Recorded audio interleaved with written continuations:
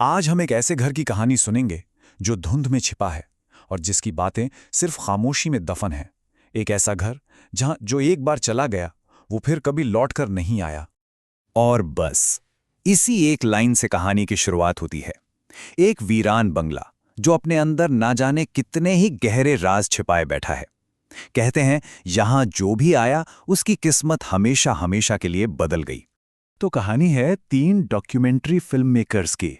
ये लोग रक्त महल नाम की एक बदनाम हवेली पर फिल्म बनाने आते हैं। उन्हें लगा था कि वो दुनिया को इस जगह की सच्चाई दिखाएंगे, पर उन्हें ये नहीं पता था कि हवेली ने उनके लिए कुछ और ही सोच रखा है। तो इस टीम में 3 लोग थे। पहली माया, जो इस प्रोजेक्ट की लीडर थी और किसी भी कीमत पर एक अवार्ड विनिंग डॉक्यूमेंट्री बनाना चाहती थे। दूसरी थी रेवा, उसकी छोटी बहन, जिसको ना पहले से ही कुछ ठीक नहीं लग रहा था। और तीसरा था समीर, उनका टेक एक्सपर्ट, जो गांव वालों की कहानियां सुनकर पहले ही थोड़ा डरा हुआ था। और जैसे ही ये तीनों बंगले के अंदर अपना पहला कदम रखते हैं, सीढ़ियों के पीछे से एक परछाई निकलकर उनके सामने आ जाती है।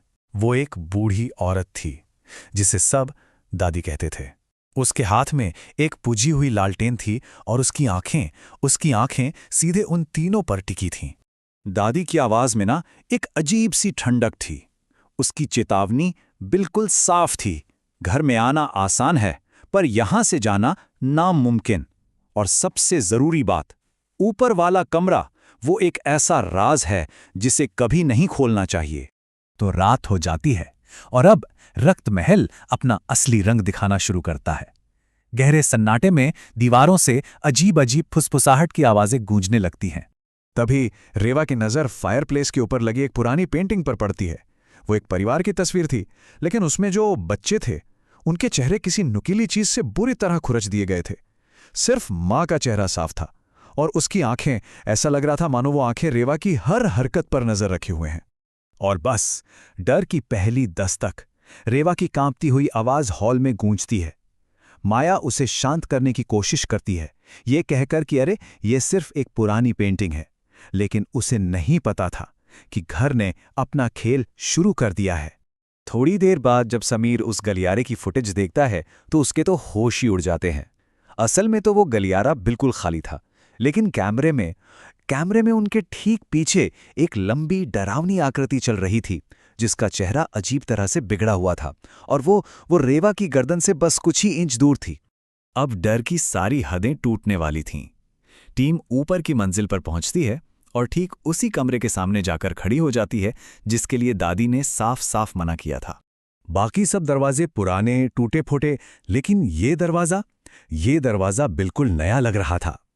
जैसे ही माया उसकी तरफ अपना हाथ बढ़ाती है, पूरे गलियारे में अचानक बर्फीली हवा चलने लगती है।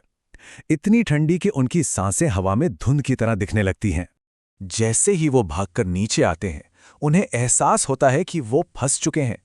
घर का हर दरवाजा, हर खिड़की ऐसे बंद हो गई थी जैसे किसी ने बाहर से वेल्ड कर दिया हो। और तभी एक बच्चे की डरावनी हंसी गूंजती है, जो उन्हें एक जानलेवा खेल खेलने के लिए बुला रही थी। अब सवाल ये था कि एक ऐसे घर से कोई कैसे बच सकता है जो उसे जाने ही नहीं देना चाहता। जब बाहर निकलने का कोई रास्ता ना हो तो जवाब शायद अंदर ही कहीं छिपा होता है।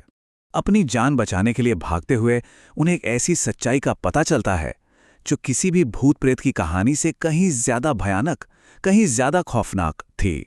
भागते भागते उन्हें फर्श पर कालीन के नीचे एक गुप्त दरवाजा मिलता है। नीचे एक तहखाना था जिसकी दीवारों पर सैकड़ों मिट्टी की गुड़ियां सजी थी और हर गुड़िया पर एक नाम और एक साल लिखा हुआ था। और फिर उनकी नजर बीच में रखी 3 नई गुड़ियों पर पड़ती है। वो भी पूरी नहीं बनी थीं, लेकिन उन पर लगे कपड़े उन्हीं के थे। माया की जैकेट का टुकड़ा, रेवा के स्कार्फ का टुकड़ा और समीर की शर्ट का टुकड़ा। घर ने उन्हें चुन लिया था। वहीं पास की एक मेज पर एक पुराना रजिस्टर रखा था। ये कोई डायरी नहीं थी, ये तो इस घर का हिसाब किताब था।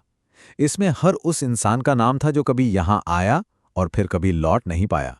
जब माया कांपते हुए हाथों से आखिरी पन्ना पलटती है तो वहां उनके नाम लिखे थे, माया, समीर, रेवा। लेकिन उनके नाम के आगे लिखी तारीखें आने वाले सालों की थीं। तब उन्हें एहसास हुआ, ये घर कोई भूतिया जगह नहीं, बल्कि समय का एक जाल है। ये घर जान नहीं लेता, ये तो आने वाला कल ही छीन लेता है, ये आपका समय ले लेता है। और जैसे ही उन्हें ये खौफनाक सच्चाई समझ आती है, समीर अपने हाथों की तरफ देखता है और वो धीरे धीरे हवा में घुलने लगते हैं। घर उसे अपने अंदर समा रहा था, उसे समय के इस जाल में हमेशा हमेशा के लिए कैद कर रहा था। समीर और रेवा के जाने के बाद माया उस घर में अकेली रह जाती है।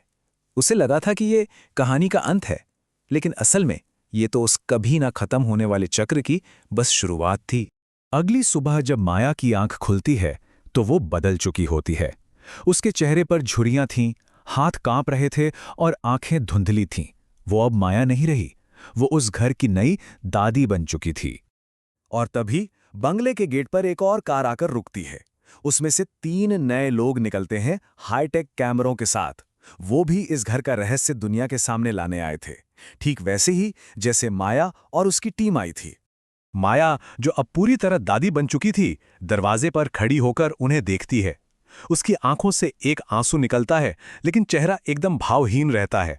और फिर वो वही शब्द दोहराती है जो उसने यहां पहली बार सुने थे। ये चक्र एक बार फिर शुरू होने वाला था।